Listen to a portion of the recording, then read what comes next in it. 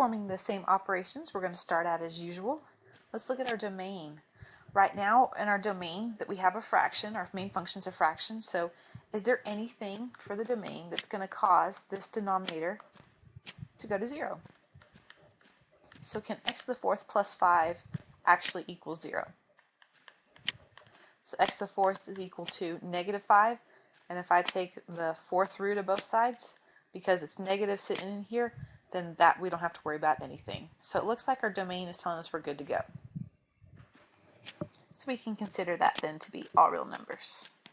Okay, now for our y-intercept, when x is 0, we get basically 5 over 5, which is 1. So we'll have a y-intercept at 1. We go find our x-intercepts. We will get 0 is equal to 5 over x to the fourth plus 5. And if I multiplied by everything by the denominator, both on the left and the right, or in another way, how to find the x-intercept, you just focus on the numerator. That's not telling us anything, so we don't really have any x-intercepts in this case. All right, so ready for the first derivative. Y prime, it's quotient, so I'm going to write it as bottom times the derivative of the top minus top times the derivative of the bottom, all over the bottom squared. Okay, we're cleaning this up then. It's going to be negative 20x cubed all over x to the fourth plus 5 squared. Okay, to get our critical points, let's set our first derivative equal to 0. So 0 is equal to negative 20x cubed over that fraction. And pretty much just like what we did with the x-intercept, we don't really worry about the denominator, we just focus on the numerator. And that's telling us the only way that's ever going to equal 0 is if x itself is 0. So we have a potential critical point at x equals 0. Okay, so now going back and finding our second derivative, y double prime. It's going to be a pretty long one here. We've got the bottom, x to the fourth plus 5 squared, times the derivative of the top, which looks like that's going to be a negative 60 x squared. Oops, hold on. Just getting a little close to my screen there. Okay. Bottom times the derivative of the top minus the top, so plus 20x cubed times the derivative of the bottom, which would be 2 times x to the fourth plus 5, all of that times 4x cubed. Because then we take the derivative of just the exponent part, and then we take the derivative of the base. All over the bottom squared. Okay, so cleaning this up just a little bit so we can make this look somewhat better. I don't know if there's much we can do because this looks pretty gross, but looks like we have negative 60x squared times x to the fourth plus 5 squared. Let's see, 4 times 2 is 8, and 8 times 20 is plus 160 x to the sixth times x to the fourth plus 5, all of that over x to the fourth plus 5 to the fourth. Okay, now to get our points of inflection, what we want to do is set that second derivative equal to 0. And again, since it's in a fraction form, we really, just like we did with our x-intercepts and with our first derivative, let's just focus on just the numerator. So when we go 0 equals to the numerator, let's go ahead and move that first term over. So in a sense of, we can write it as 60 x squared times x to the fourth plus 5 squared is equal to 160 x to the sixth times x to the fourth plus 5. Okay.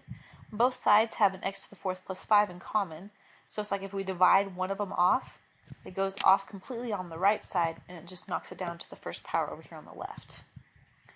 We know that common factor of 60 and 160 for sure is 20.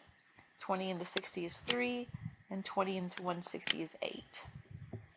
Then over here we have an x squared and an x to the sixth. So we can take both x squareds and knock that down by 2 and write it as an x to the fourth. Okay, so what all do we have left? It looks like a 3x to the fourth plus 15, and over on the right an 8x to the fourth.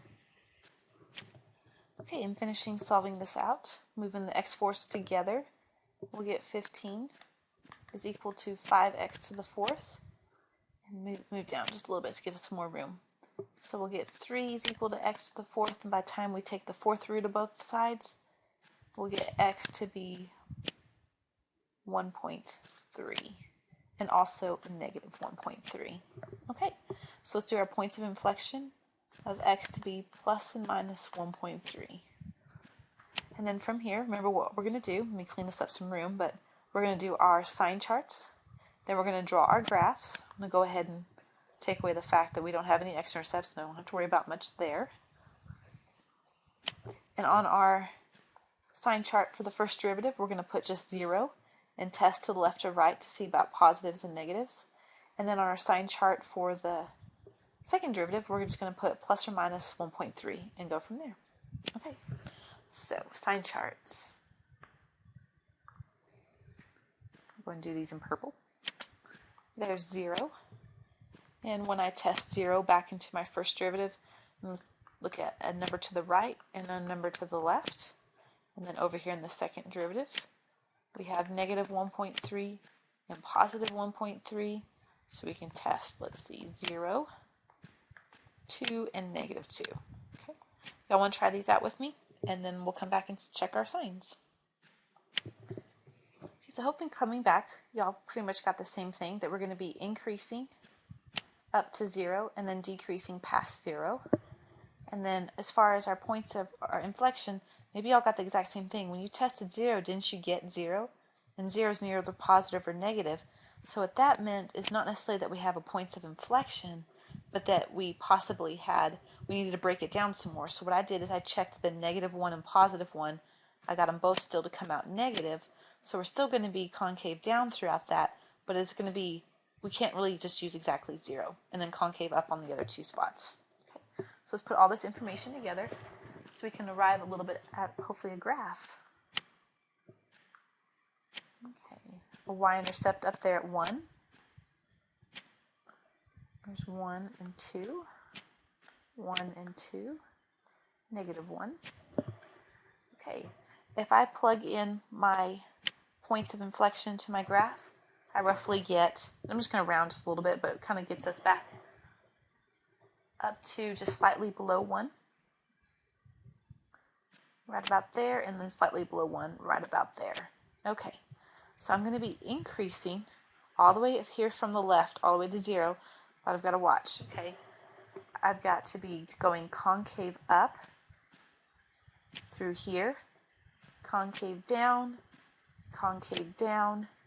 and then concave up. And I can't ever cross that x-axis because we don't have any x-intercepts. All right, and there's a good estimate of what our graph's going to look like for this function.